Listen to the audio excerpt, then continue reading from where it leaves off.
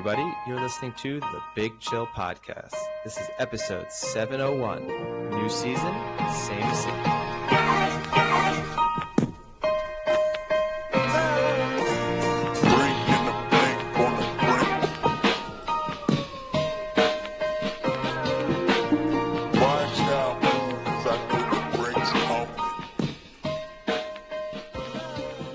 Hello, Big Chillians, and welcome back to the Big Chill Podcast. I'm Frank, joined as always with Eddie.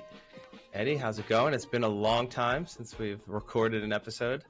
Yeah, it's been a while since we've recorded. Obviously, we've seen each other in person since then. So we just screw everyone else over and don't record. Such great content happen in person. But no, yeah, it's been a while, but it's good to be back. Now, hopefully... I mean, literally an entire Olympics have passed. It's true. Pretty much since we spoke. It's true, yeah. A number of things have passed in the sporting world. We didn't get in a Premier League preview, which we would normally have done. Yeah, I mean, obviously... I think we know how that would have went. Probably. City are going to win. Arsenal will choke. I don't even think Arsenal are going to finish second. So I think they would be delighted to choke this time around. I think they won't even be in the running late in the season for the title. But no, you know my opinion on it, which is until they lose, you just take City. You just assume that City are going to win the Premier League until proven otherwise. I need to find a way to get you on the American NBC broadcast for the Premier League, because the difference in opinion on Arsenal are so vast between you and them, unless it's just Americans trying to drum up some, hype and just getting the season going kind of thing. But every time I listen, I mean, there are, I think, 4 or 5 people in their press box or whatever when they're doing like the breakdowns, and the majority of them have Arsenal winning this year. I mean, I do understand. Obviously, they were very impressive at times last season. It's been a couple of years where you have them building towards what you feel like. If we look at what's happened with teams in recent seasons, when it was Manchester City starting to turn things around, or Liverpool, more recently, that you have these couple of near misses, and then eventually you will pull it off. I think the issue I take with the Arsenal situation is I don't think City are getting any worse. You could say arguably they're almost potentially better this season. And then on top of it, I don't think Arsenal addressed the real issues that they had. I still think they lack a genuine goal scorer, for example. Like, they're putting a lot of faith in Kai Havertz or Gabriel Jesus. Again, I mean, we kind of know what their problems are. And each transfer window, they say, how about another fullback? That'll fix it. Hey, Kai Havertz looked good game one. No, I mean, but they're going to have great, they're going to be a very good team. I'm not predicting them to sort of not finish in the top 4 or to not have a good season. But I think, to beat City, we're talking about probably 90 plus points, basically. Let's say at least 85 plus points. So you have to have, one of the 10 best seasons in the history of the Premier League to beat them, possibly even better than that. And this Arsenal team, I just think, lacks strength and depth and real quality in a couple of key areas. And that's what is likely to prove their undoing over the course of the season. So, I think Liverpool will be better this season. That's not because Klopp left. It's just because I think their squad looks kind of pretty well put together. So assuming they avoid injuries, I think they'll be, stronger challengers. And then, I just think Arsenal... I don't know. I don't know if I can trust them to run the gauntlet of beating all the big teams. I don't think they'll come out on top in their matchups against City, home and away. I don't think they will against Liverpool, home and away. And then I don't even know if I'm totally confident that they're going to have sort of positive outcomes against like Chelsea, United, Spurs. Which I think they did uncharacteristically last year. They had a really good record against the top clubs. And if we know anything that the NFL can tell us, is that the Pythagorean principle will bring them down back to earth. And they're not going to get as many of those points that they got from the top clubs from last year. So you're probably going to lose some points there. And besides those matches, I mean, they actually do pretty well against the crappier clubs. I mean, that's always what we've seen. And that's why I think there's so much hype too with Arsenal is they'll go out and beat, Burnley 5-0 then last year. But I also think that this season, the bottom of the Premier League is not going to be as bad as it was last season. The bottom was really bad last year. So you were kind of guaranteeing you had to try hard to drop points against the bottom 3 or 4 clubs last season. I think this time around, we saw it with Leicester against Spurs. Leicester rode their luck against Spurs on Monday night, but they still were looked more capable than the promoted teams did early in the season last year.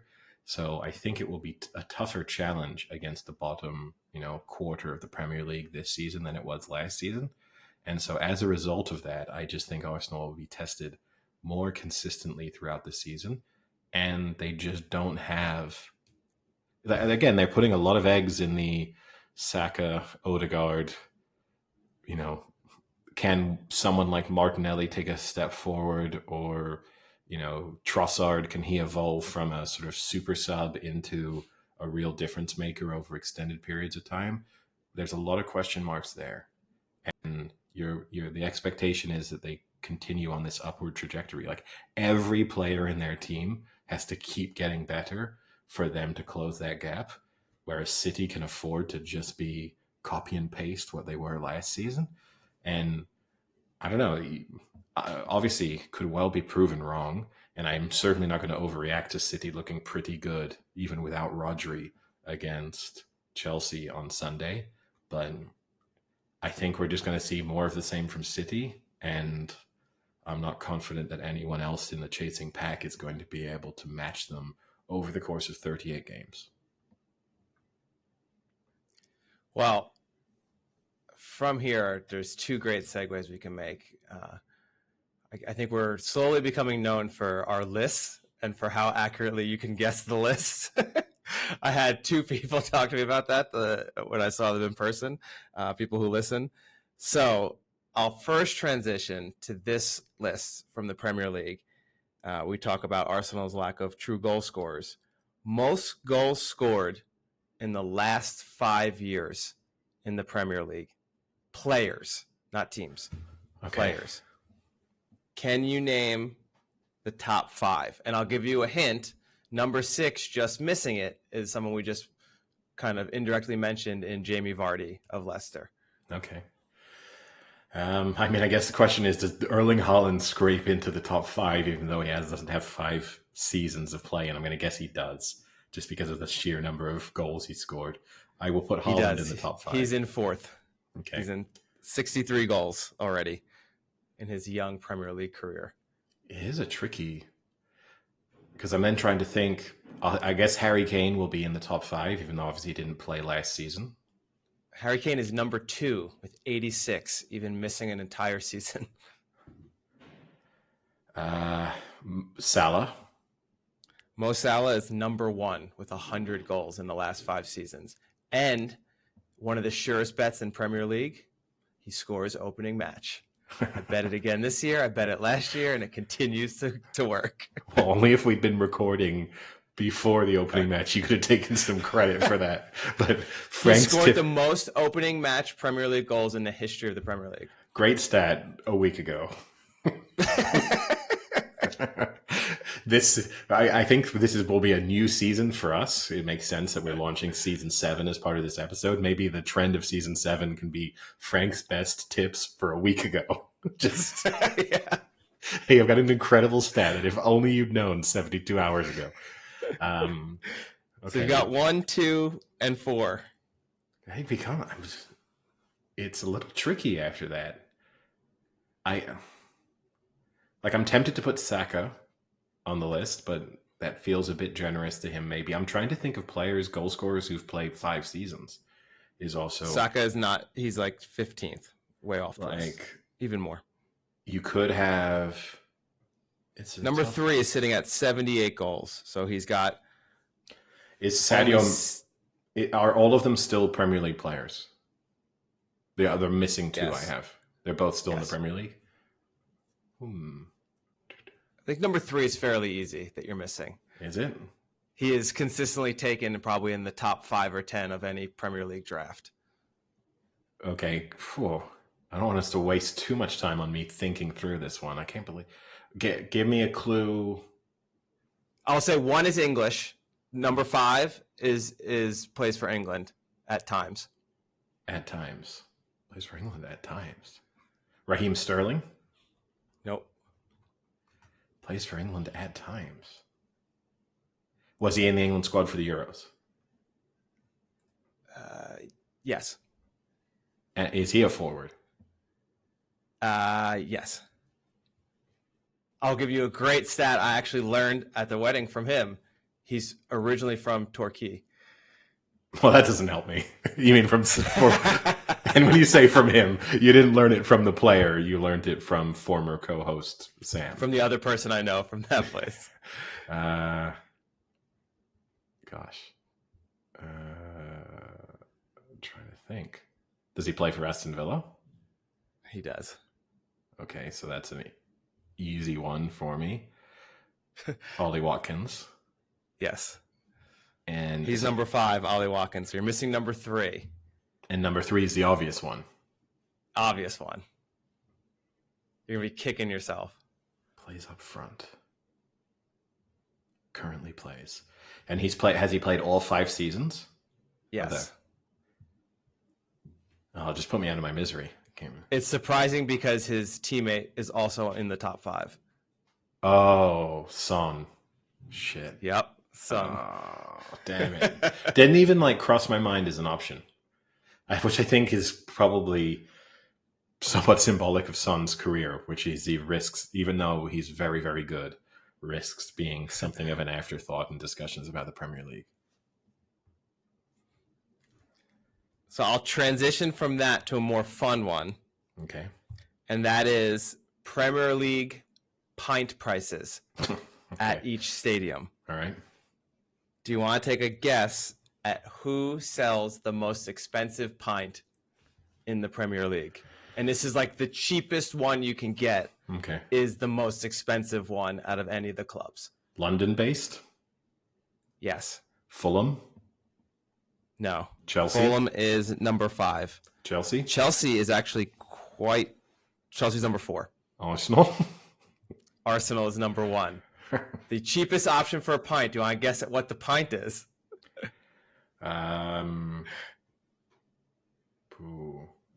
Is it? It's not. Is it foreign? It's not from Europe. It's not from Europe. Budweiser. Budweiser is the most popular choice with either Budweiser or Camden Ale, but that is not the cheapest one. Is it American? No. Is it? It's not European and it's not American. Nope. Foster's. Foster's, yes, the cheapest one.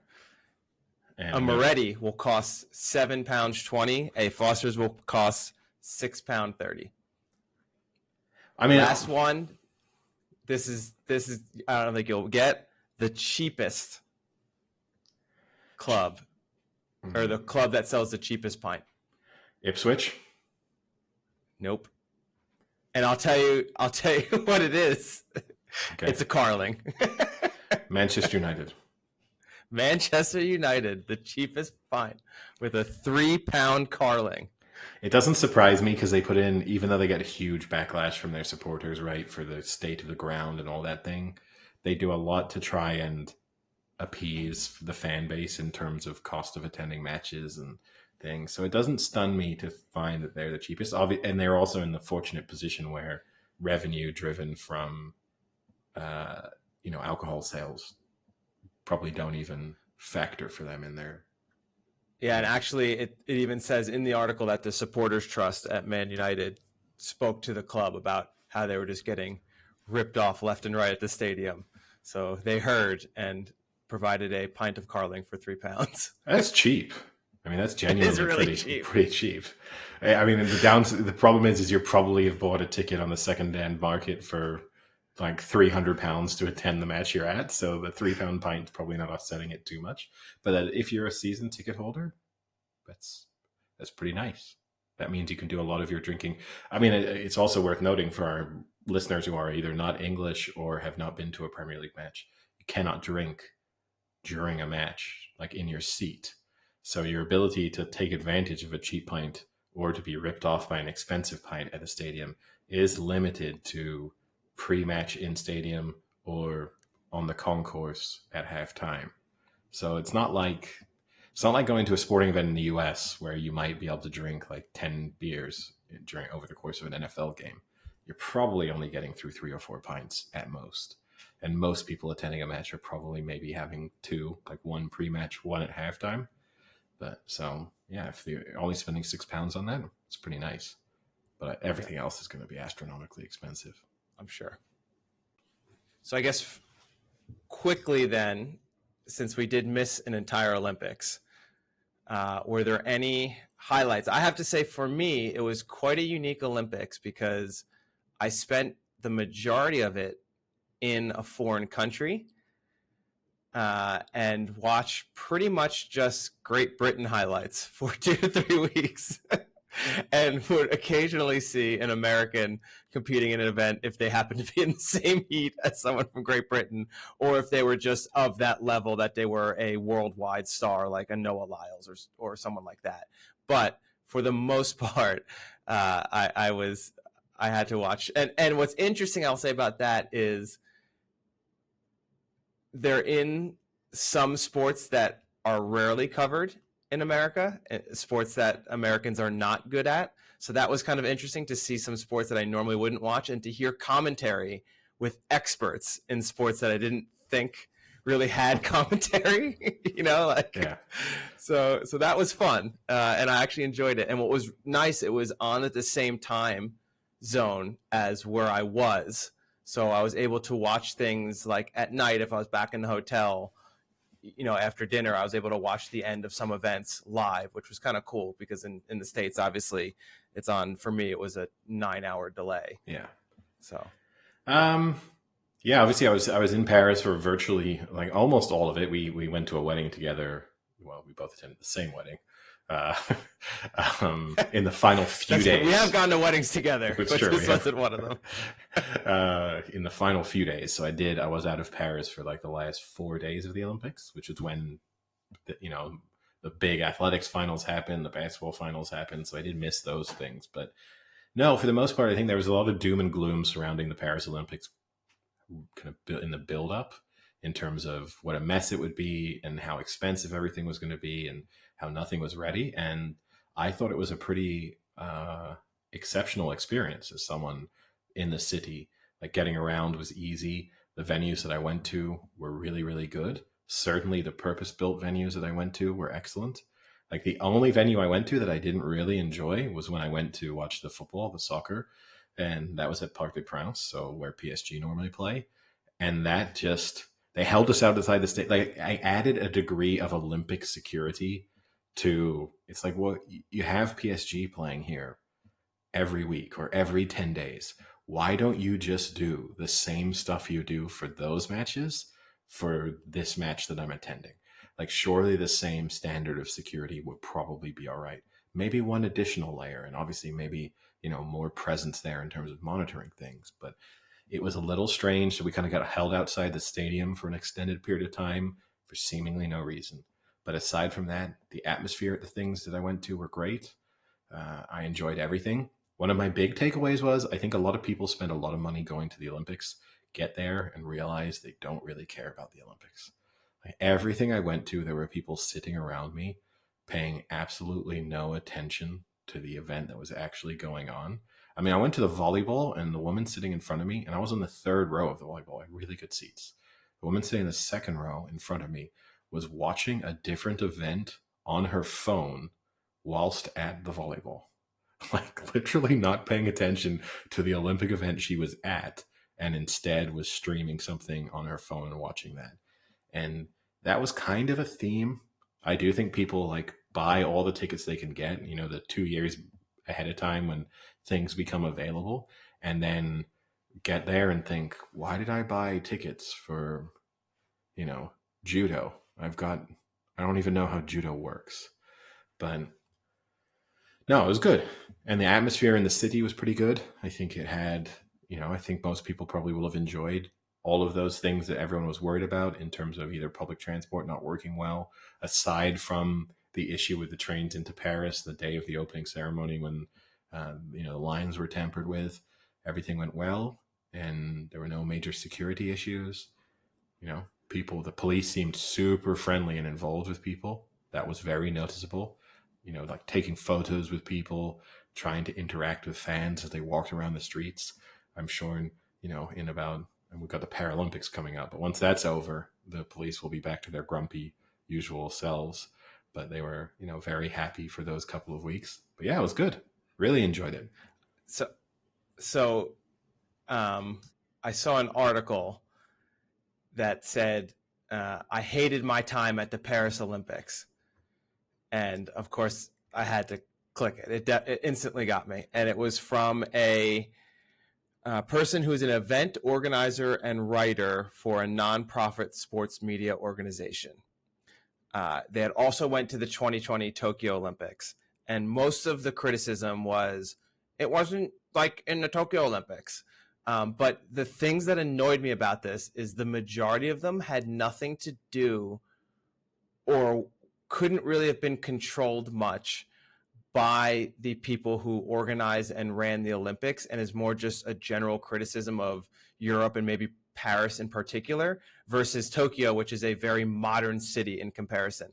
So for instance, number one, hardly any air conditioning anywhere I went, despite the hot temperatures, and made a big stink about how the metro, the underground or metros or whatever had no AC. It's like, yeah, that's just Paris. Like if you had just gone on vacation in Paris, half of them don't have it anyway, I mean, that's not just Paris. It just happened to be hot. That's like most of the world, like most of the world is not air conditioned. Most of the world has accepted that when it's hot, you will be hot. Like we have not tried to climate control your entire existence. So I do agree. There's times where that sucks, especially at night when you're trying to sleep. But that's just, did you expect them to like import air conditioning units just for the Olympics? That wasn't going to happen. And do what? And where are they going to put these? Are they going to revamp all the metro lines? I mean, a lot of the metro does have air conditioning. Again, it probably even doesn't. When I was there, they did. It doesn't really work to the level that maybe an American might expect. It's slightly cooling you. It's not getting it to, dropping a third of the temperature off while you sit there. And they did put in effort, in around some of the fan zones and stadiums. There were the big misters you could go and stand in when it was hot to try and cool yourself down. So, I think for the most part they tried to address it, but what are you going to do? Yeah. It's the summer.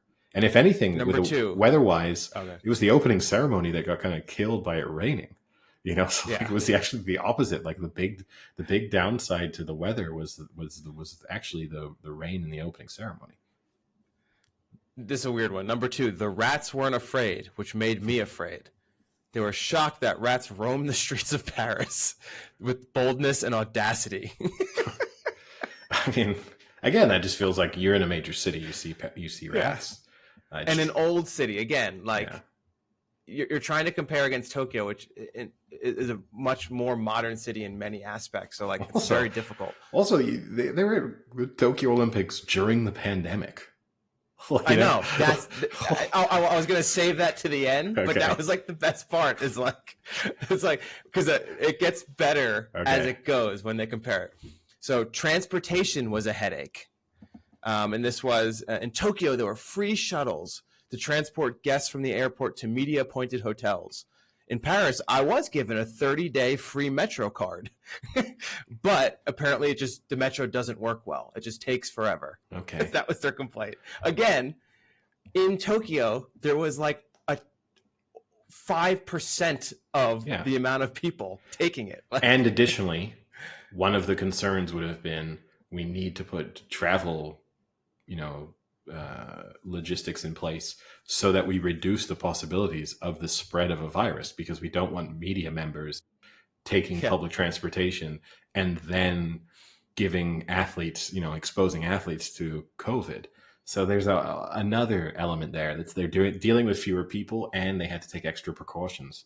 But I think if you got a free metro pass, I don't know what your complaint can be. It said Tokyo had shuttles that ran to every venue we visited. Paris, on the other hand, had limited buses. no shuttles operated between the press center and one of the basketball venues in Lille. I mean, that's miles. Yeah. That's for like a 2-hour bus ride. For Americans, that's like they were running buses every 20 minutes. for I mean, for Americans, it's like if like New York hosted the Olympics and you were complaining that there was no free shuttle to Philadelphia. Like, it's not. It could be even worse than that. It could be. It could potentially be. But it's understandable. For what, the 4 people who maybe wanted that day to go from the media center to the Olympics in Lille. I'm surprised she didn't complain about the fact that she didn't have free transportation from Paris to Tahiti for the surfing and stuff. I'll skip the other ones. One was about visas. The other one was about free swag. Apparently, Tokyo had a ton of free swag. This is a good one. This is apparently a knock on the Paris Olympics. The water is too hard and caused my skin to blister. Blister seems like a strong word, but she put a picture up. Yeah, I mean, the water is quite hard in Paris. That is true, but I don't. What do you want them to do? This is the hotel breakfast, Eddie, was a big disappointment. Well, these aren't Olympic things. As you know, I recently had an issue with a disappointing hotel breakfast. I didn't blame the city of London for that.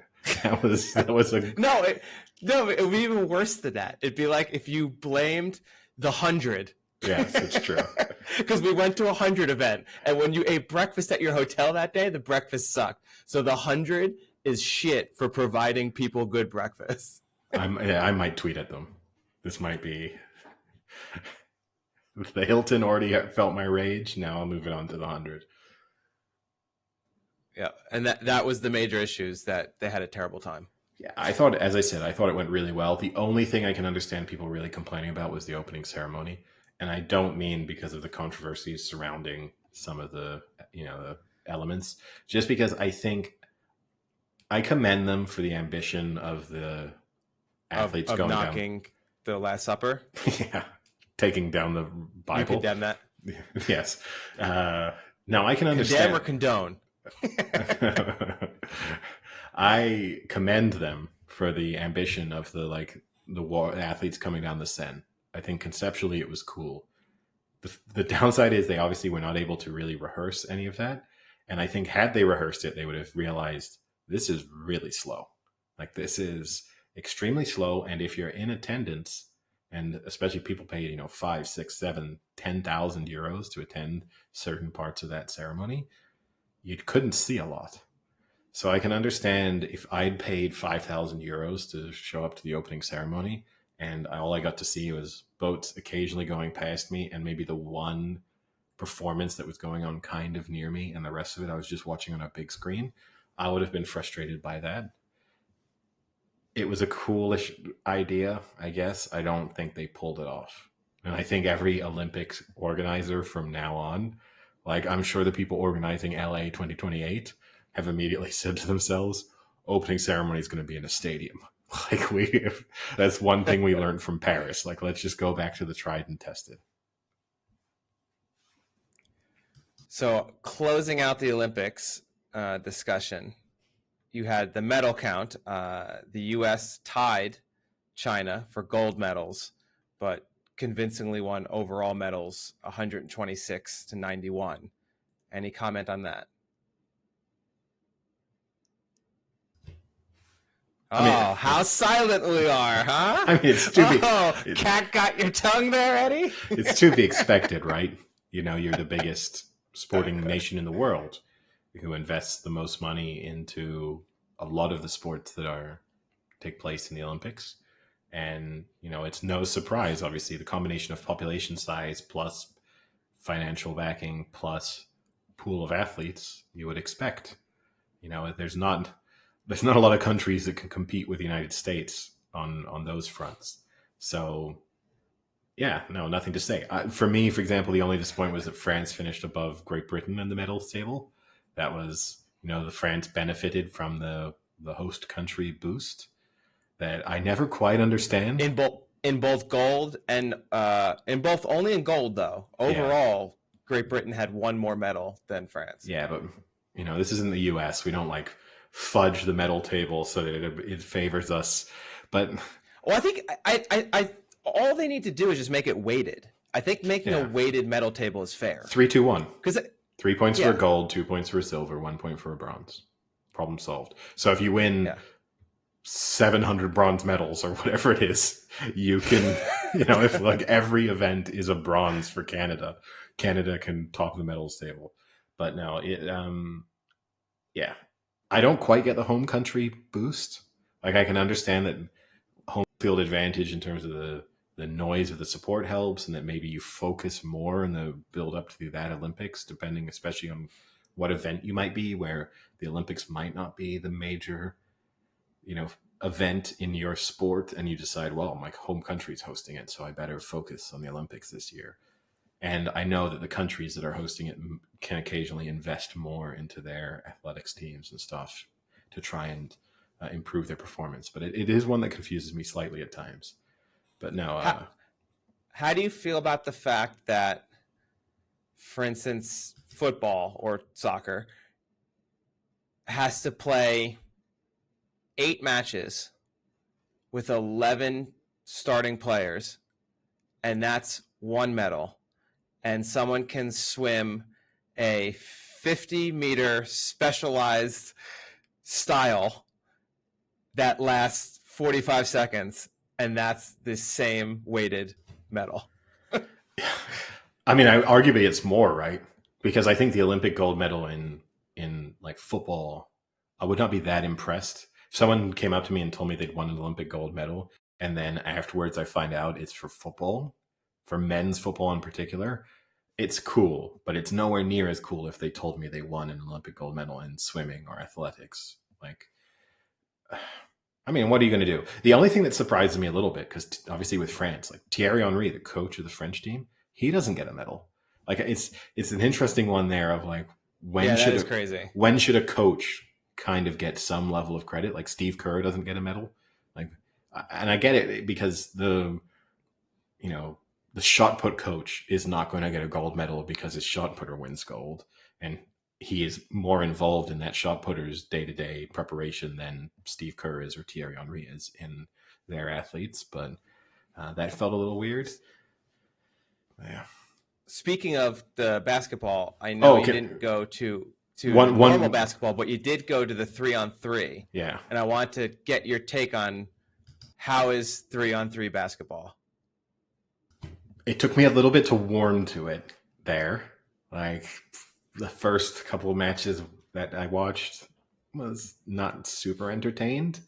The standard is at times not always mind-blowing.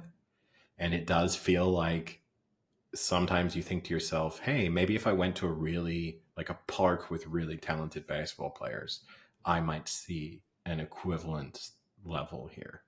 Like Luxembourg Gardens when we used to ball. Yes, exactly. Then we would have been fearsome back then. If only the 3v3 had been in the Olympics. But I guess it's cool. Like, I don't think 5v5, I don't know.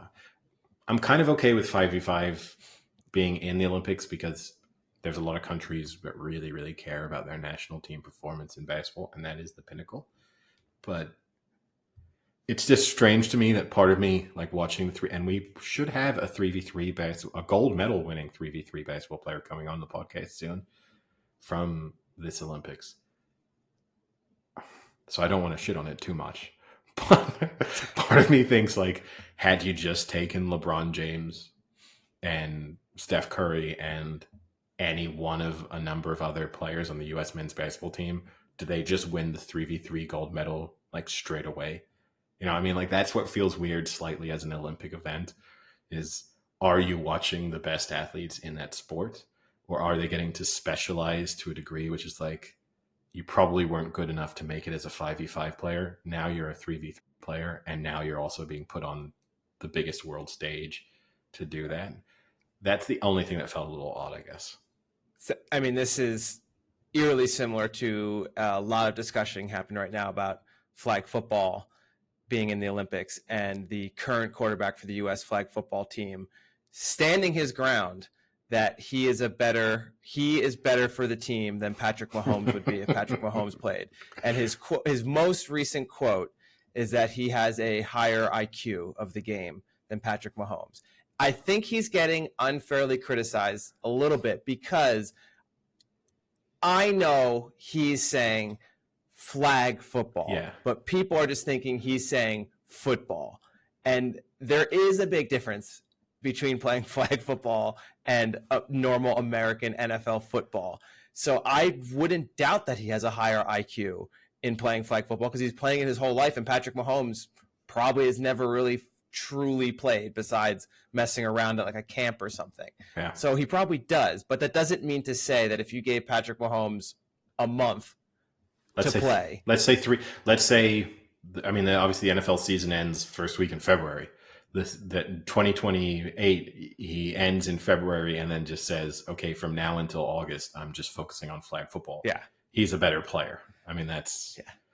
And maybe I'll still even give the quarterback some credit because it is a very different setup and system and probably a lot more scrambling, I think. And Mahomes, for as great of a scrambler he is, he's not known for his scrambling. He's known for his like elusiveness. It's a little different. Maybe that would translate. Oh, maybe it wouldn't. But you cannot tell me people like Tyreek Hill, where the wide receiver position is still very similar in that you're running a route and trying to beat a person one-on-one, that NFL wide receivers would not instantly replace every wide receiver in the flag football team. Yeah, you'd think so. I mean, yeah. Because again, if you were that good, you'd be playing in the NFL. Like, you can't tell me that there's a player playing like flag football for the U.S. as a receiver who is just loves the game of flag football so much that he's turning down the possibility of playing in the NFL. Like, even if someone came to him right now and said, look, we want to sign you to a contract, but you can no longer play flag football. Like, this is it. He's like, I love the game too much. I'm sorry. I cannot accept those conditions. I will not abandon the sport that I love. But at the same, I agree with you. I feel a little sorry for him. You're being put on the spot. What do you expect him to say? Like, the guy obviously wants to play in the Olympics. Do you expect him to turn around and say, no, probably actually, like, there's 50 quarterbacks in the NFL who are probably better than me, plus a host of college quarterbacks. And I just have to hope that none of them actually decide they want to go to the Olympics so that I can go and represent my country and have my moment in the sun. Like, I don't know really what people are expecting from him. Like, the honest answer would be cutting your own legs out from underneath you. And also, athletes are really delusional. I mean, we see the Noah Lyles, Tyreek Hill back and forth, with Tyreek Hill being adamant that he would beat Noah Lyles. In 50 meters. Yeah. But even then, in the 200, they love to show that video, which has come out again afterwards, of his 200-meter run when he was 16 years old, and comparing that with the Olympics and how he would have done. But they always cherry pick the Olympic 200 meters that they put his like little line in, because they go from the Rio Olympics, which is like the slowest men's Olympic 200-meter final of this century, and and his ideal run. He would have finished like dead last in the men's 200-meter final this year, and it wouldn't have been that close. Like, he wouldn't have been in the frame when the 200 meters finished. And then equally, like, I saw as part of the opening ceremony, I saw Anthony Edwards, the Minnesota Timberwolves player and USA basketball player. Like, he was speaking to the table tennis players from the U.S. women's table tennis team. I saw this as well. And he was like adamant that he would not just lose every point to them, which is unbelievable. Like, and again, I get it. You're a very talented athlete, and to get to where you are, you have to believe in yourself. And every listener of the podcast will know how I strongly believe in myself. Yeah. But he was like, I love this that you're talking about professional athletes, and not only just professional athletes, like the best of the best in their sport, that are confident that they could do well in other sports, and you're on the record that you could beat Floyd Mayweather. But it's amazing. Yeah, I mean, not Floyd Mayweather. If that doesn't describe you in a nutshell, I don't know what does. Not for listeners who've never heard this conversation, not Floyd Mayweather in his prime, me now versus Floyd Mayweather now. That's the argument, not me. Oh, okay. It's really different. It's can I beat a guy in his mid 50s, not can I beat Floyd Mayweather when he was 30. But uh, yeah, the Anthony Edwards one made me laugh though, because there's no skill in basketball that translates. Like his athleticism is not going to help him in table tennis. So yeah, it's not like the Tyreek Hill one. It at least makes sense. He's played it. He's was a like a standout track and field athlete in high school, and the and he things still sprints for a living. yeah, but it's not like dunking means like you got no chance against me on table tennis. I will just jump over the net. So just to wrap up the Olympics, you did mention that it's no surprise that the U.S. won the Olympic medal count. One of the reasons you gave is their sheer population. So I saw a nice little article about medals per capita and listing it that way instead. I will give you a few options you can choose from for you to make your guesses. Would you rather gold medals per capita or total medals per capita? As like what ranks the best? Yes. I mean, And gold. what list you're going to guess from? I guess total medals, because the gold medals feels like a small country that's just won one gold. It will be heavily skewed, right? If you want, you can do weighted medals per capita, and that is a gold is 4, a silver is 2, and a bronze is 1. Okay. If you'd rather that. So you want total or weighted? Let's do weighted. That seems fair. Weighted medals per capita. Per capita, sorry. Okay. Do you want a minimum on the number of medals? Wow, you're really able to filter this list. Well, I can just filter it in my head, but I'll say yes, because as I said, I think otherwise it's going to be a tiny country like Dominica won that gold medal, right?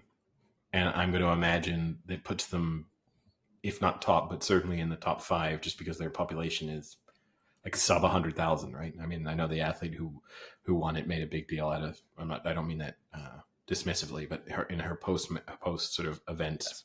In her press conference, spoke about their population and things. I'm going to guess Dominica. So you're right. Dominica is number 1 on that list with 1 gold medal won in a population of 67,000 people. So their population per medal is 16,000, which is number 1 in both gold medals or weighted medals total. Okay. Okay, so let's do a minimum of 5 medals total. Okay.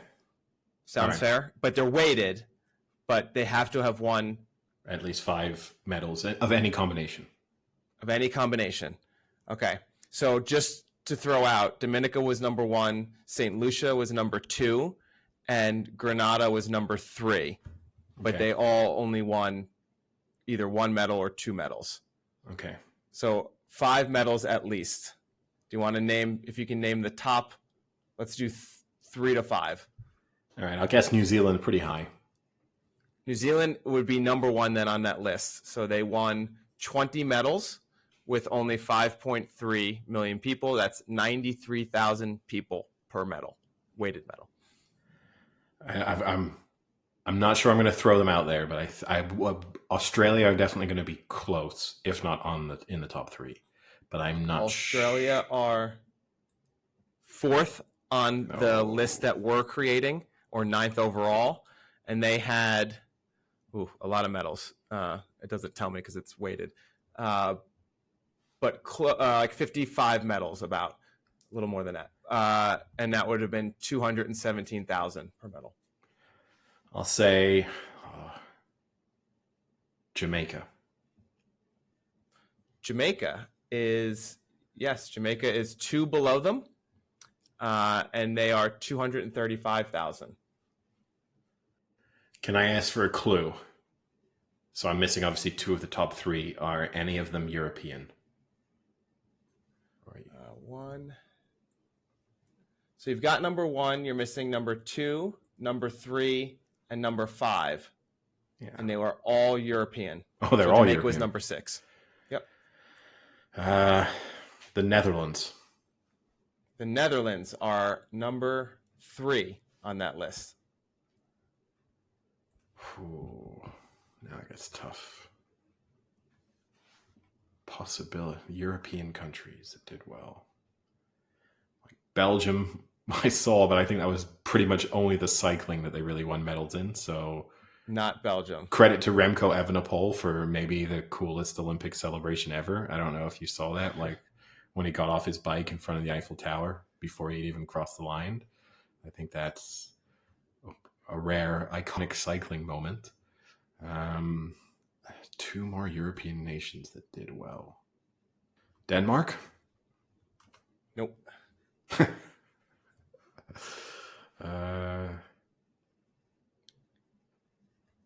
So I will say one of these is almost debated as to whether it's considered a European country.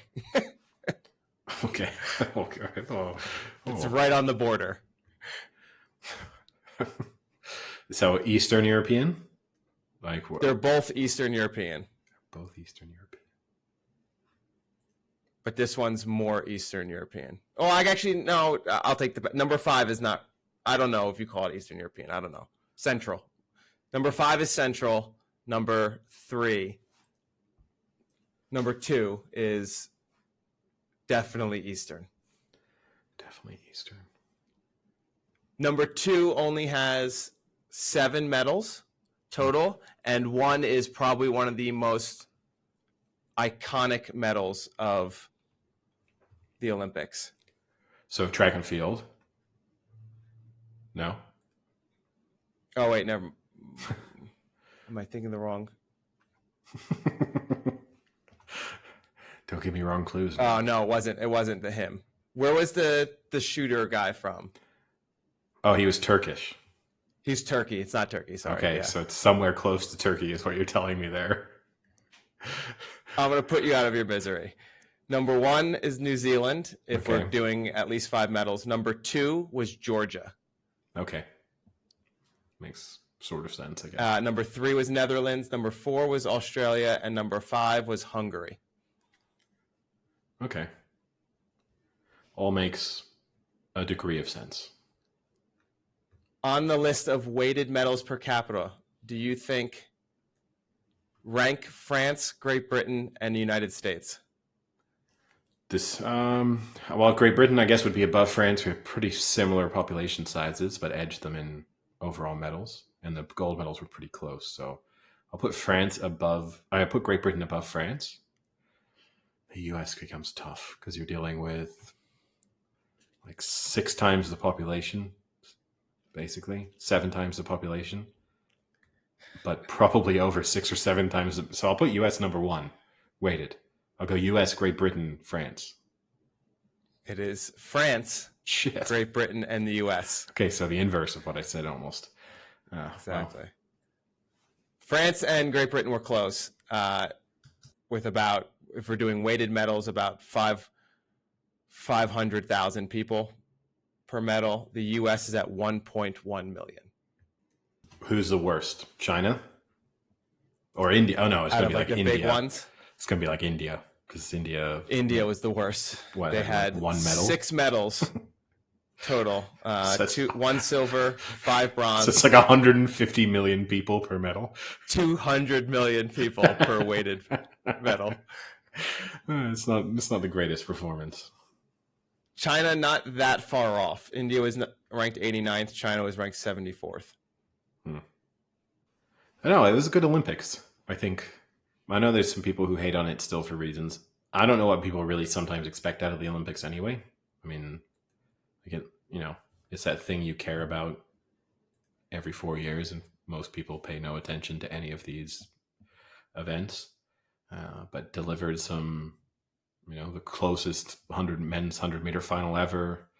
Some, the U.S. nearly getting knocked out by Serbia in the men's basketball in that semifinal. Some pretty cool moments. Few surprises. Heavy favorites losing, events that no one thought they would. I thought it was good. Yeah, I enjoyed it. And like I said, I really enjoyed the opportunity to watch the Olympics at normal times live.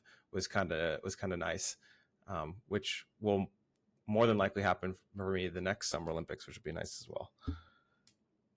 Speaking, Eddie, of me being in the correct time zone, I had a few, let's just call them, I was going to say Scotland issues, but I don't know if it's specifically in Scotland, but it's UK in general. Let's open it up a little more.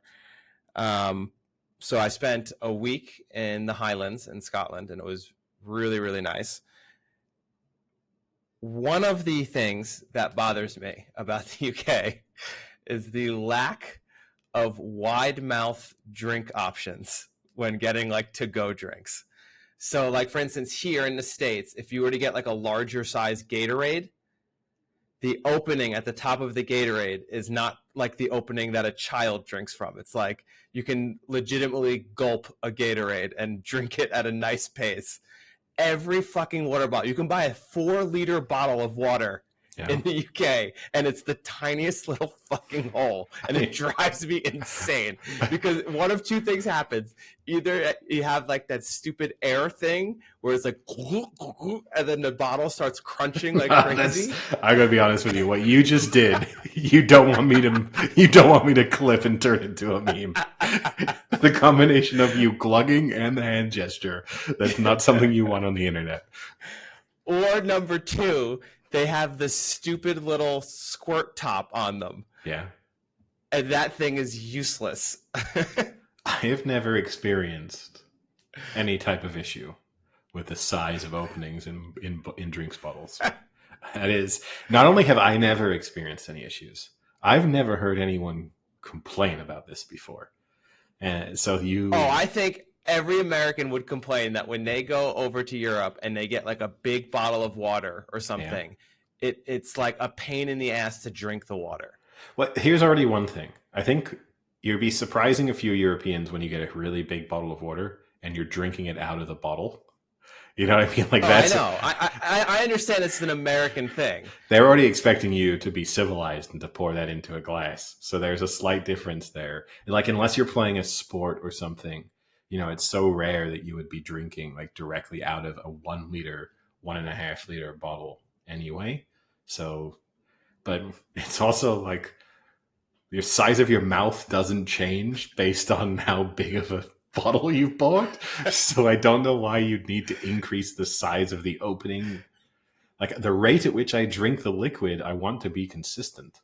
Like, it's not like, you know why I've bought a 1.5 liter bottle of water is because I want the water pouring into my mouth even faster. It's not even pouring. It's the difference in like a bigger Gatorade bottle, the wider mouth on that. I know in the US, but you're fixing a problem that I don't think exists. That's the thing. Because I think most people now, the thing they love to complain about whenever anyone makes a visit is that the bottle caps don't come off. And that doesn't actually bother me very much. They also don't know how to use them properly. Because I understand the reason as to why they're doing it, and it's fine with me. Like, it kind of does make sense. Yeah. Because then you just don't have bottle caps everywhere on the fucking streets. That's fine. I'm okay with that. But at least give me a fucking bottle cap, not for an infant. Yeah, I mean, I'll give you credit. I mean, if we were reading a list from some BuzzFeed writer or Yahoo writer, and this is what I can bring to BuzzFeed. They're not thinking of these. This is your job application for. We'll send this little clip to them. You've not had this on a listicle yet. That can be the list you send to them.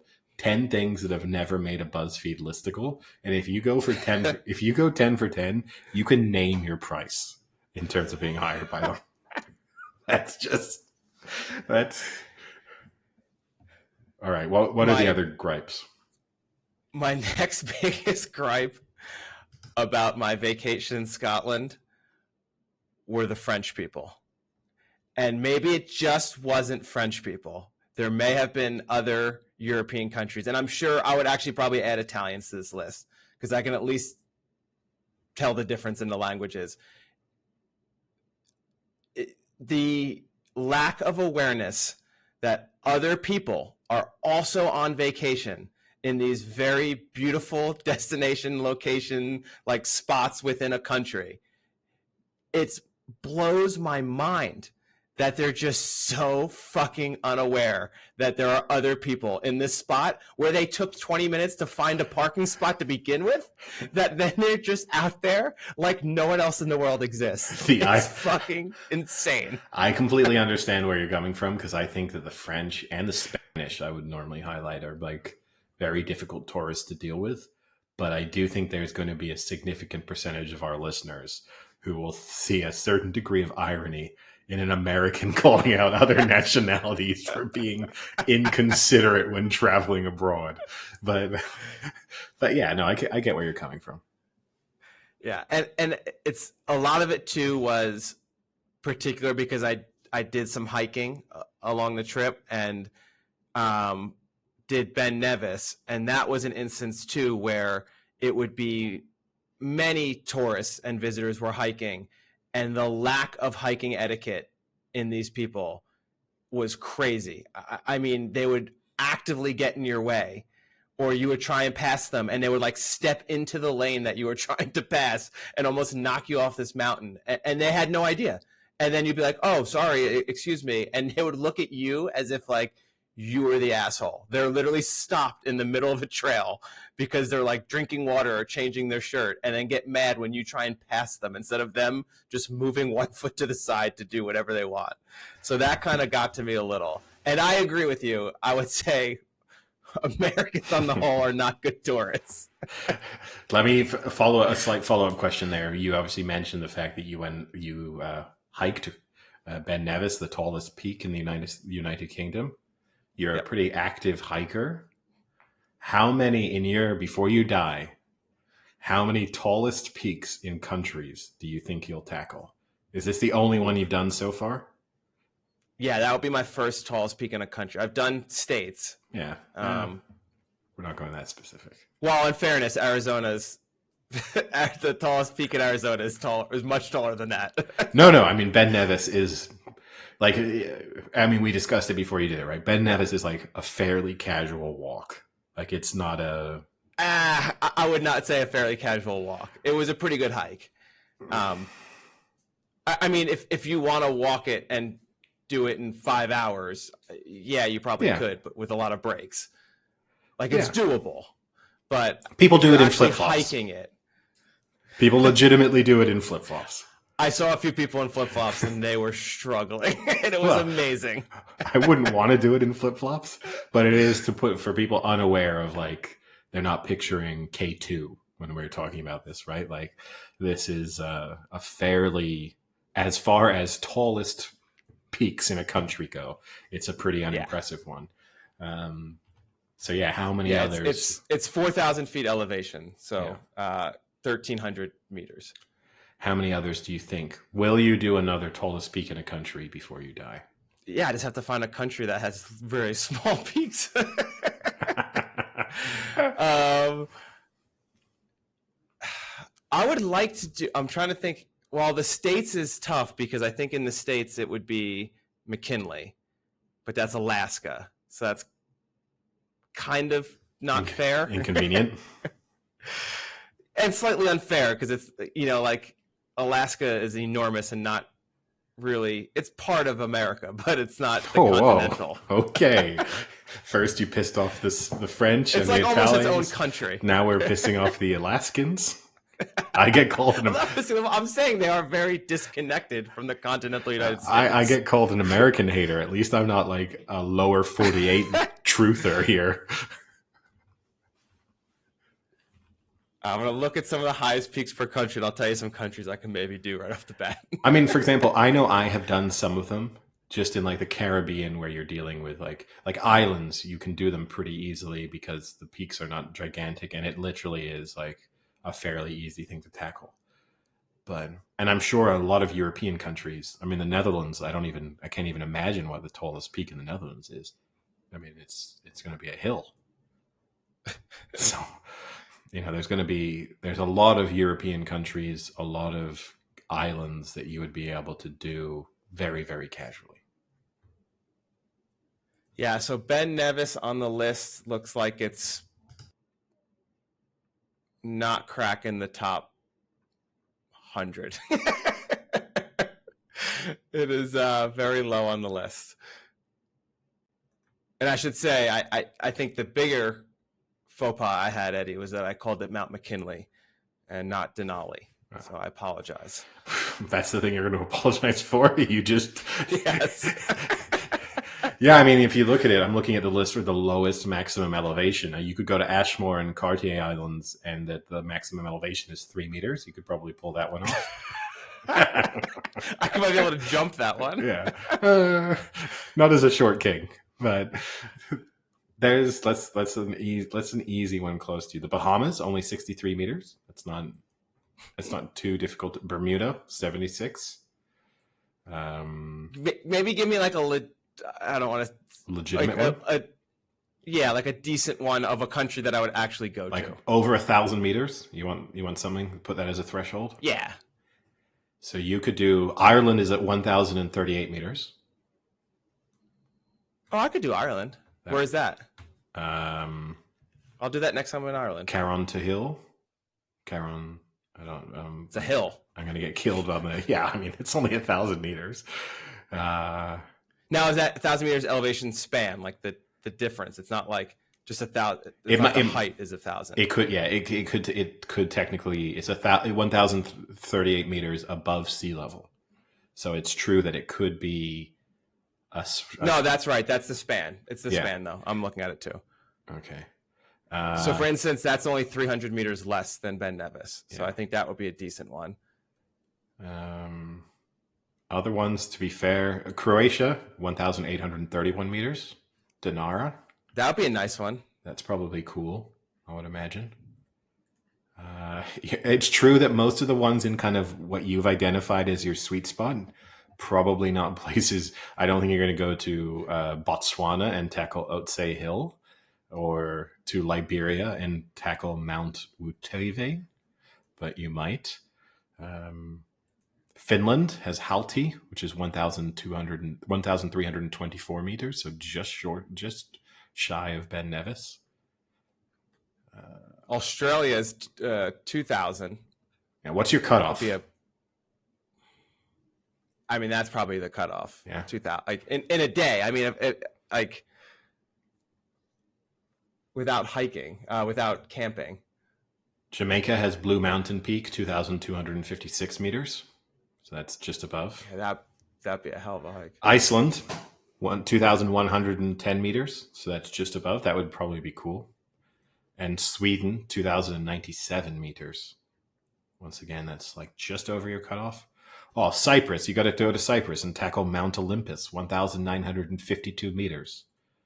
It's Mount Olympus, and it's just about as high as you can handle in a single day. So that sounds like the perfect goal. You get Vasilis really excited. He'd love to take you to Cyprus.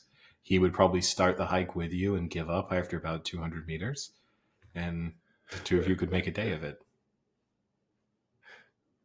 Well, there's also Mount Olympus, though, in Greece that is much higher. Yeah, I mean, you don't want to... That's probably more of a challenge. I mean, I wouldn't mind doing like a much more challenging one with the camping aspect of it. Yeah. As long as it's not... the bigger cutoff for me is danger. Like, I don't want to do a hike where there's like greater than a 0.5% chance of like people have died on this hike. Yeah, because I mean, like Mont Blanc in France, right? It's pretty safe. People do die occasionally on it, but realistically, if you go at the right time of year, and as long as you're not like an idiot, it also depends with a lot of these peaks, right? Like which path you decide to take up them. Like whether you want to, I want to take the challenging way up, or I want to take the well-trodden, like this is what tourists do. None, which with Mont Blanc, I think is one of the things. Like you can go the kind of easier way, which is like a challenging hike, and you're not going to do it in a single day, but you're not going to die on it. Or you can be the asshole who decides that they want to, claim that they did it in a more difficult way. Oh, maybe next time I'm in France, I'll just do that. All right. I'll film your death.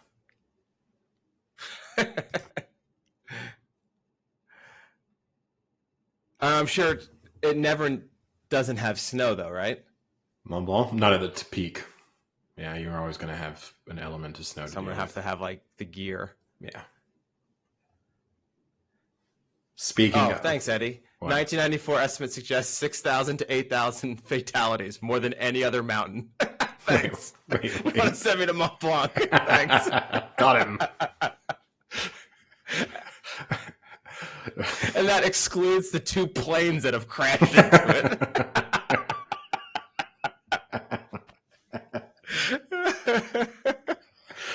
100 hikers per year. Are you kidding me? See, that's a no. It might fall under your 0.5% though. No, we don't go raw numbers, we go percentages.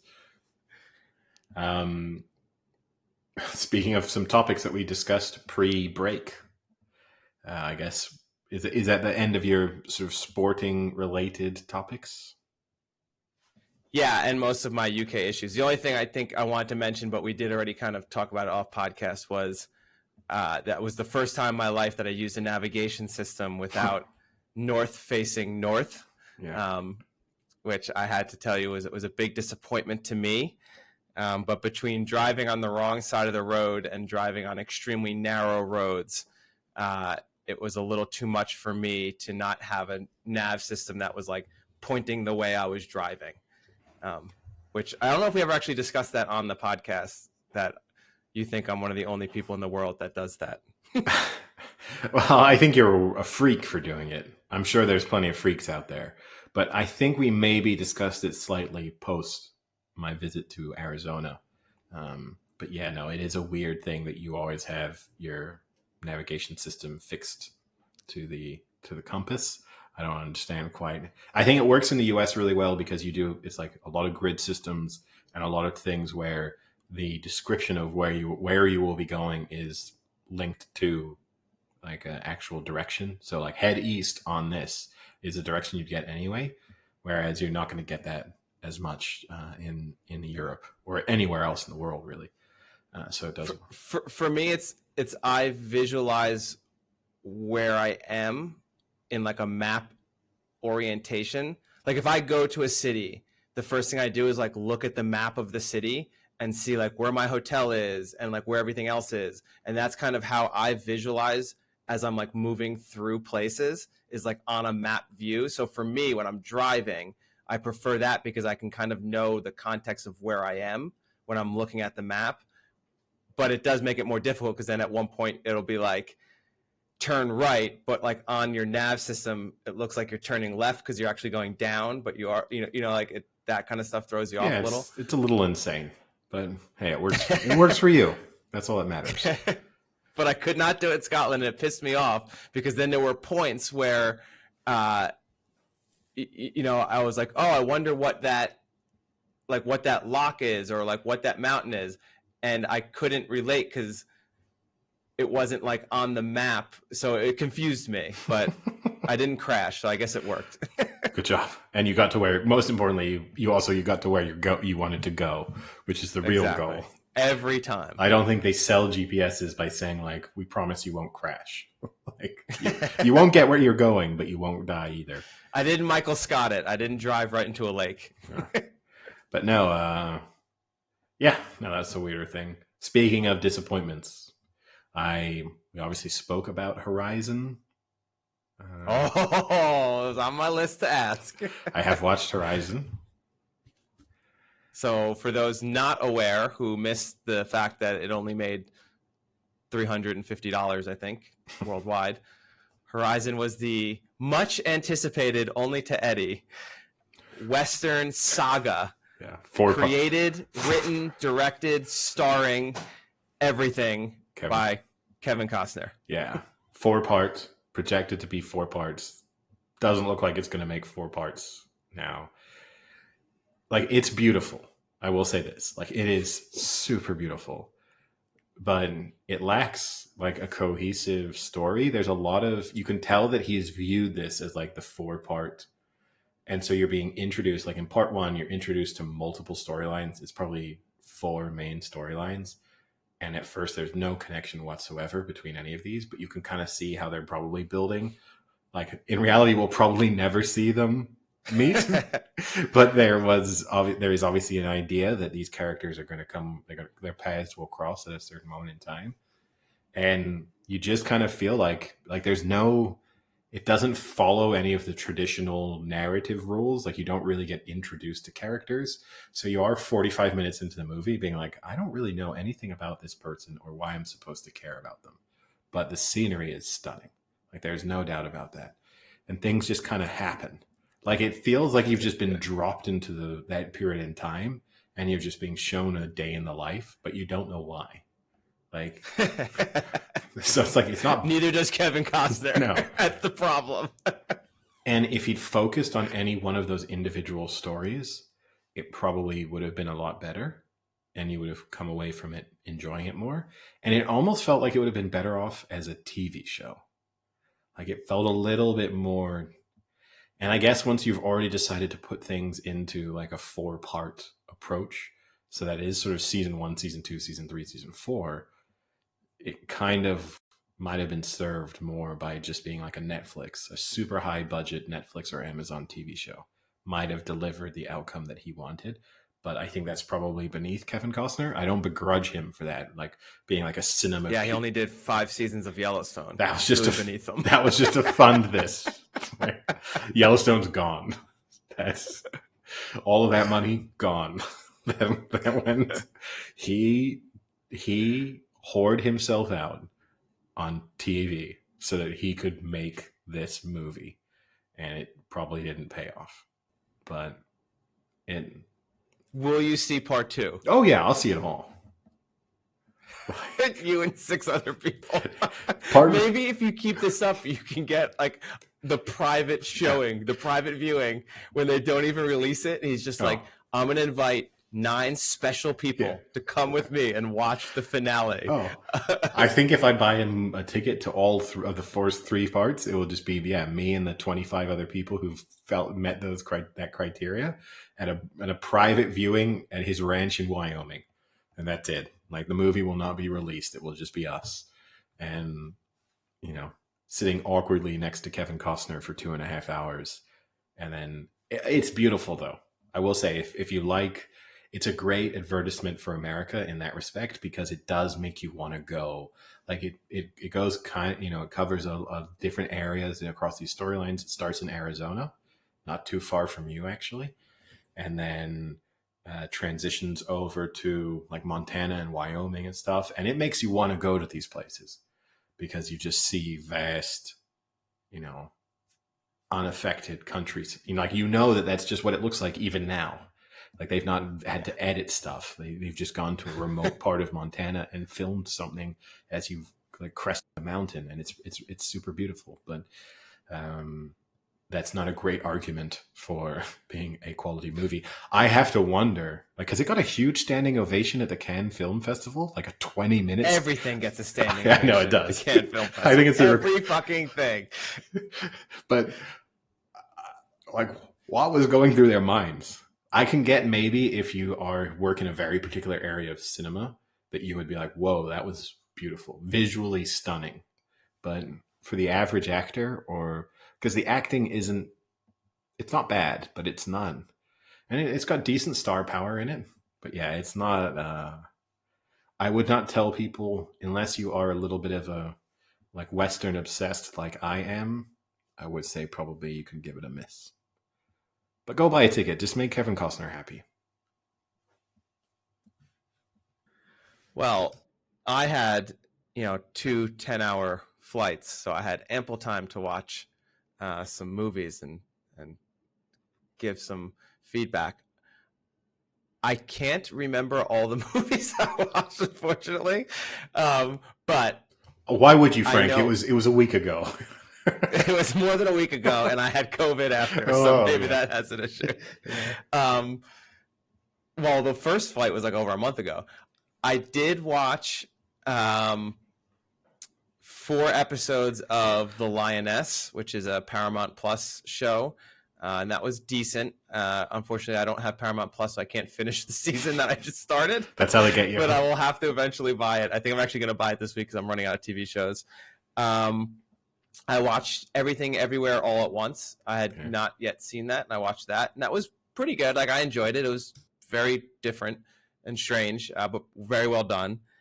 I watched a comedy called Ricky Stenicki, and I think that's an Amazon movie with Zac Efron and John Cena, and that redheaded guy from the podcast with the Asian comedian and the redheaded guy. I don't know the name of the podcast. You might. Carrot Top? No. Are you serious? Or is that a joke? It's a joke. No, I don't know who you're referring to. Oh, you don't at all? No. It's like one of the, I think, more popular podcasts. It's the short Asian comedian. He's like okay. Chubby, and then the tall redheaded guy. Bad Friends. He's Bad Friends. Yeah, and he's a stand-up comedian. Yeah. So, and that movie, actually, for what it was, if you go in thinking this is going to be the dumbest, stupidest movie ever, it's actually pretty funny. Okay. If you go in being like, this is a great comedy, you're going to be disappointed. But as just like an everyday, just throw it on, watch something to pass some time, it was a pretty funny comedy. There were some good parts in it.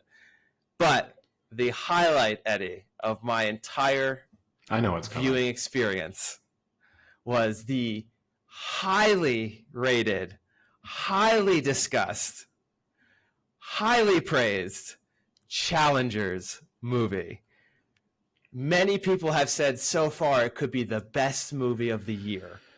And it is the tennis movie starring Zendaya, where she is caught in the middle of a best friend love triangle of two up-and-coming tennis stars. Yeah. Have you yet to see this movie, Eddie? No, I refuse to watch it. I think we need to do a live podcast as you watch this movie. Because as I was watching it, I couldn't help but say, if I were Eddie right now, this would drive me insane. Yeah, like, I think tennis is a really hard sport to put into movies. You know, like there's different sports that are more challenging to like get actors to look good playing, and I think tennis is one of the tougher ones. It's hard to kind of hide if someone, and it annoys me then in the casting, the first thing you should be looking for is, did you play tennis as a young person? Like, even if you weren't amazing, if you still have some of that movement in you, then we can coach you and edit. But like Zendaya was like, never played tennis before.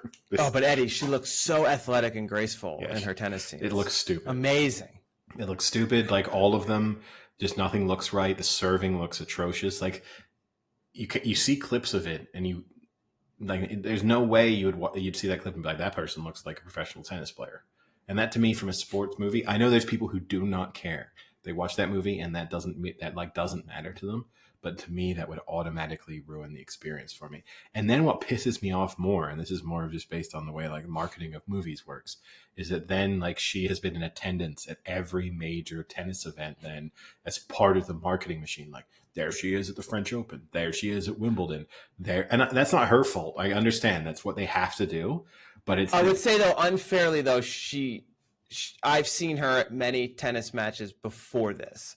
Like, she's been at the U.S. Open a bunch, and Tom Holland likes to go, and she will often go with him to Wimbledon. Yeah, and they went. But I agree with you. There's definitely been some. It's higher profile. It's different from like the clip of like, here's them at Indian Wells, and it's just them with a bunch of celebrities in a box.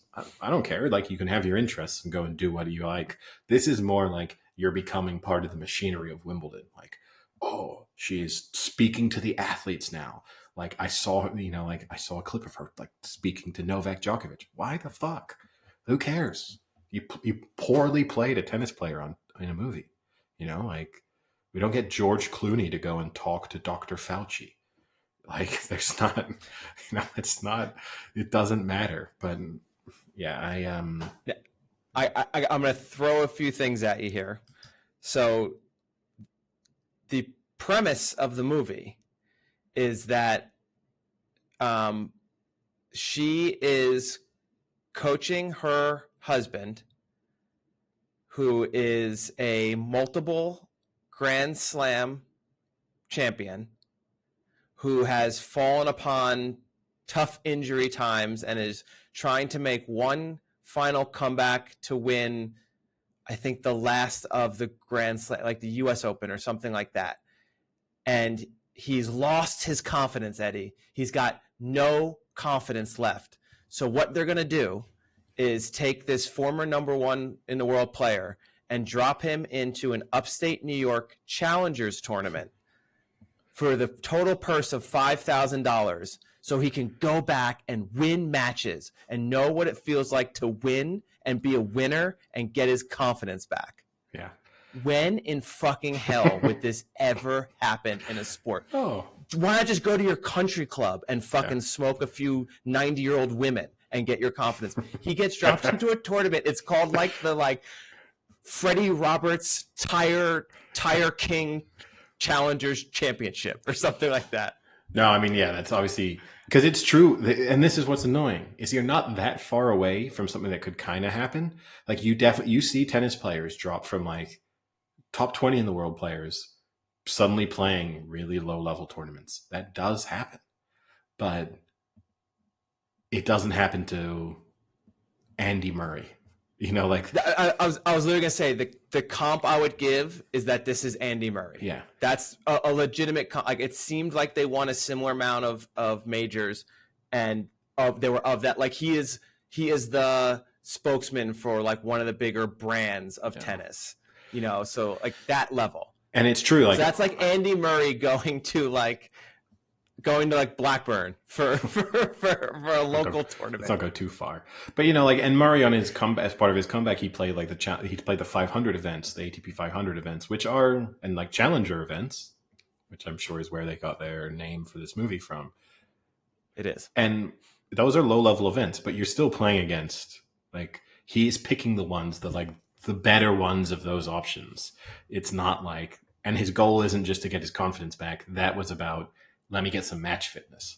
Like I need to be able to play and win so that I can play 4 matches in a tournament and get the like true match fitness back in a way that I couldn't of just practicing with someone. Cause yeah, you're right. Otherwise, why wouldn't you, if you're that big of a player, you just arrange like, hey, fly in 5 college players to play me in a private event. And I'll play them all over 5 days and I'll get some wins under my belt and I'll start to feel a bit better. And then I'll hit balls with, you know, some other guy preparing for the US Open and we'll get my confidence back that way. And I'll play ATP in Cincinnati and win a couple matches and feel better in the build up. But look, most sports movies have kind of unrealistic premise. That's just the first part, Eddie. Okay. Now, Zendaya's character, okay? She was a rising tennis star who, to the best of what I could decipher, because they do a really poor job of like actively telling you things. They make you they put hints at it. But what it seems like is that she's a rising young tennis star. And at around age 16 or 17, I think she wins the female amateur US Open. Okay? She then decides, instead of going pro, she's going to go to college and go to Stanford.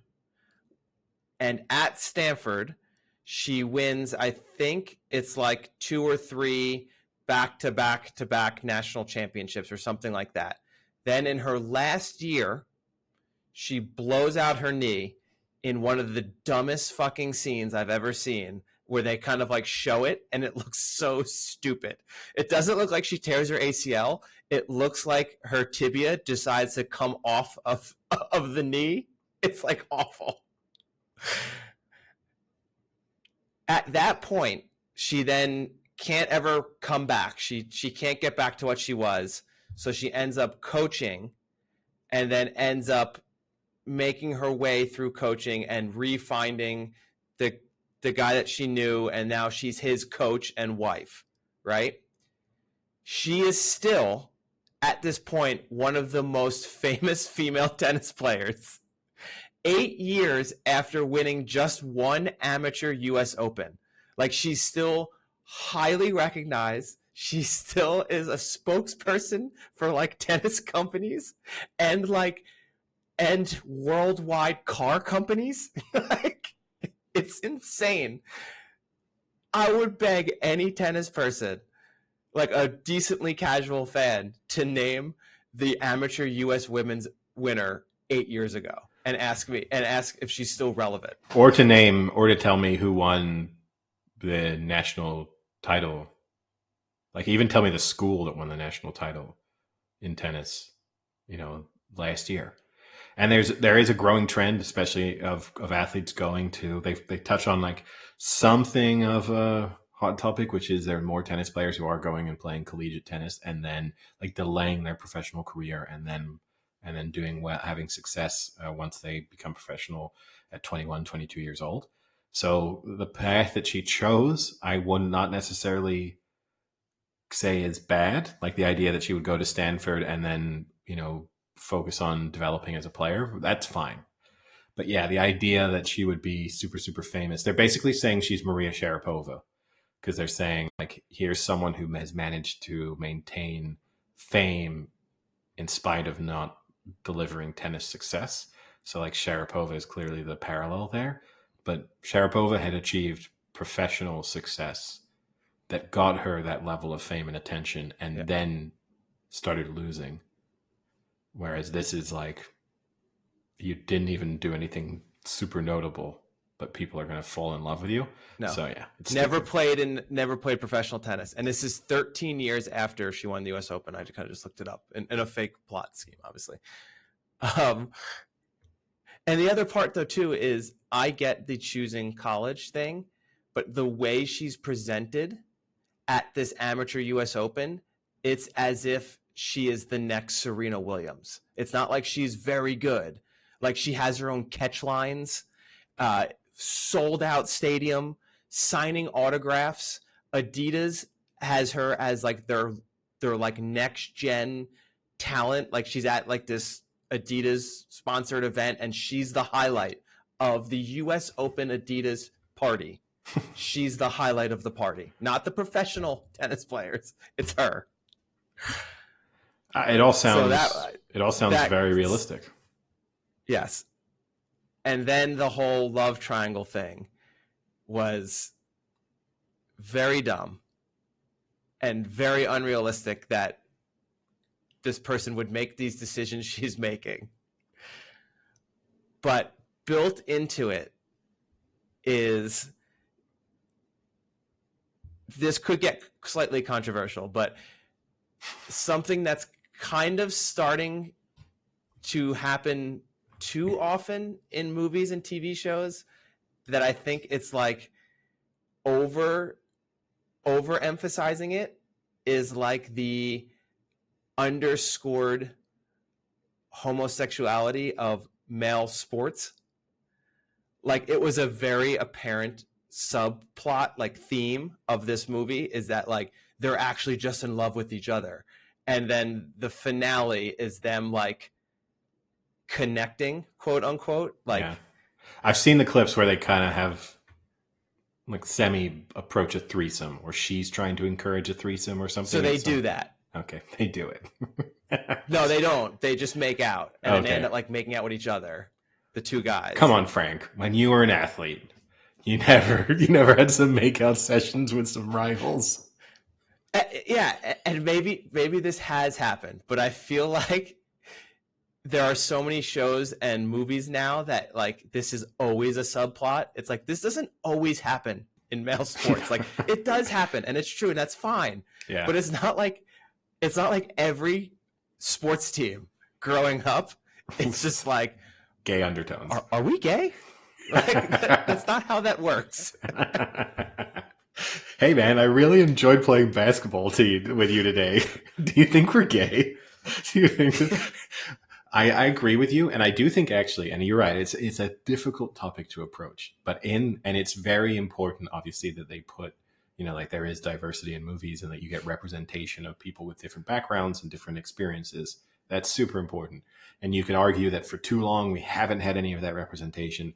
So going overboard to try and account for it, it makes sense.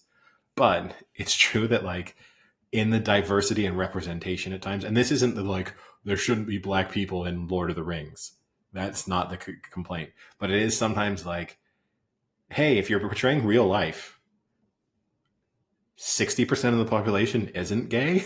Like there's diversity and representation, but there's a balance there of like, can we portray a realistic experience? And I always find it interesting. I've been rewatching King of Queens. There's conversations and stuff that go on in King of Queens where you'd be like, this doesn't age well.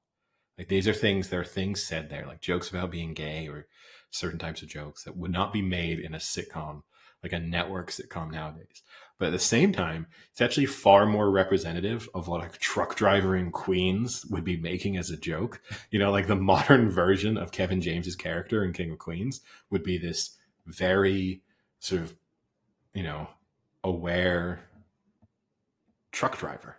And I'm not saying that there aren't. I'm sure there's plenty of truck drivers in Queens who are liberal and, you know, progressive in their thoughts and stuff. But a lot of them are probably going to be making gay jokes with their colleagues in the changing rooms as they get ready to drive their truck. And like, we wouldn't do that nowadays. But yeah, I do agree with you.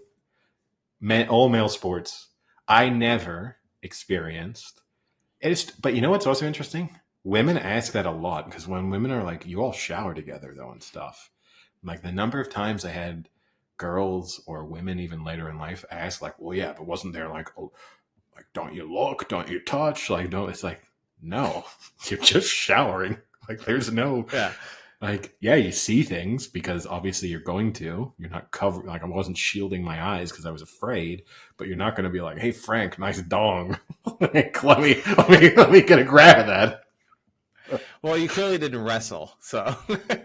Well, wrestling's outright gay. That's different. The wrestling locker room would get quite controversial. No, but I agree. Like, I am all in favor of having these issues brought to the forefront so that it is more open and more discussed.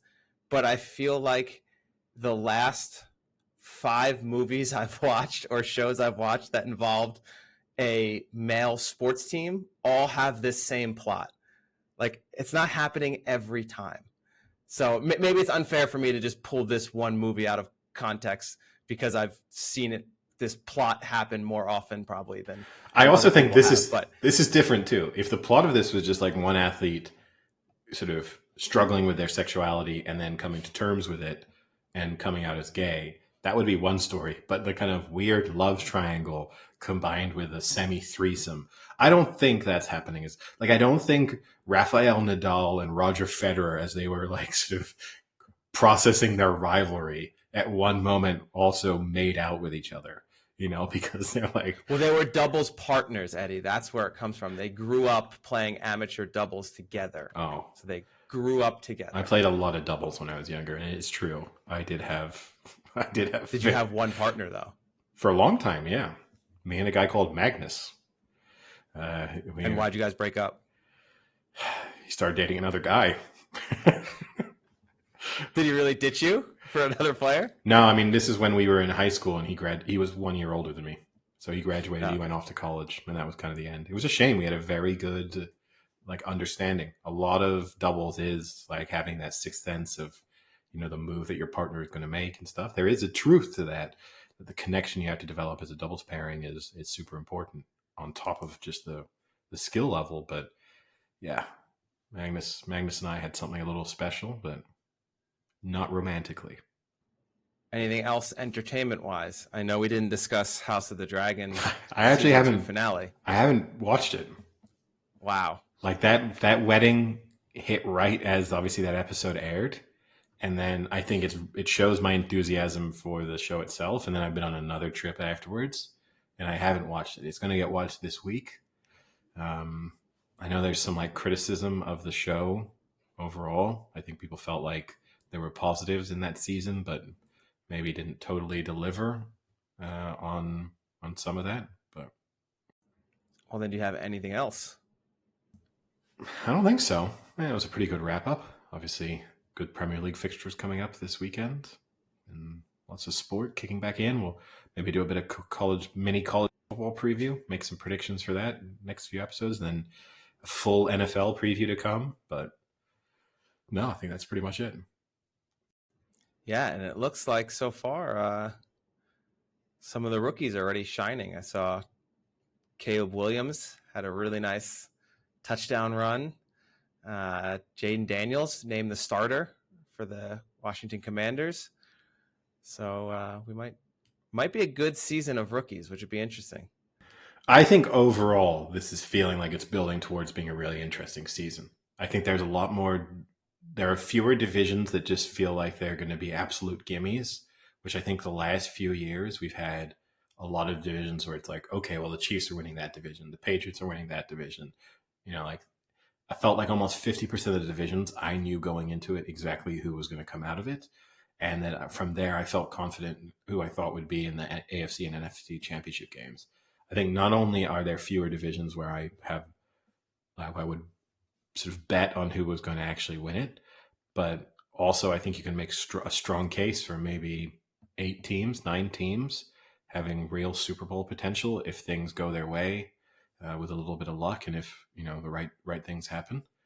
But I mean, obviously, push comes to shove, I'm going to pick the 49ers, but we'll see. Of course. Why change what's working? Yeah, what's almost working. Did you see, Eddie, Brock Purdy looked absolutely atrocious in his preseason game. I watched that game just to watch their first team. Yeah. And he looked bad. He did, and I've seen there's already some is Dobbs going to take Brock Purdy's job? Is this... I heard you're trying to get Trey Lance back. Look, I think Brock Purdy is never going to shake the doubters. I think he's never going to be as good as the people who love him think he is. And at the same time, he is nowhere near as bad as the people who doubt him.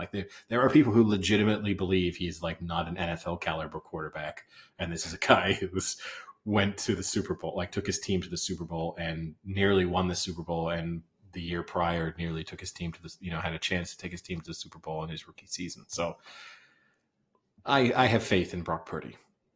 Well, I mean, the caveat, right, was McCaffrey didn't play. Aiyuk didn't play, Debo didn't play, and I think Trent Williams didn't play. And I heard Purdy actually got a text message from Daniel Jones and said, "Welcome to my fucking world for the last 3 years. How's it feel, asshole?" Love Daniel. Love DJ. Love D. And Brock Purdy just wrote back, "Who's this?" But look. I mean, I think the Aiyuk situation is a little bit of a concern. There's obviously no real... It's getting really weird. It's he's definitely being traded. He's definitely not being traded. He's definitely leaving. He is staying for sure. It's just weird. Shut up and just let's see what happens. But the thing that bothers me about it is everything coming out from his camp is, I want to stay with the 49ers. And then everything coming out of the 49ers is well, we want to keep him. But they don't want to match his salary demands, and he doesn't want to lower his salary demands. And then when he saw who he could potentially be traded to, he realized they were not going to be good landing spots. The prospect of playing for the Patriots was not exactly enticing.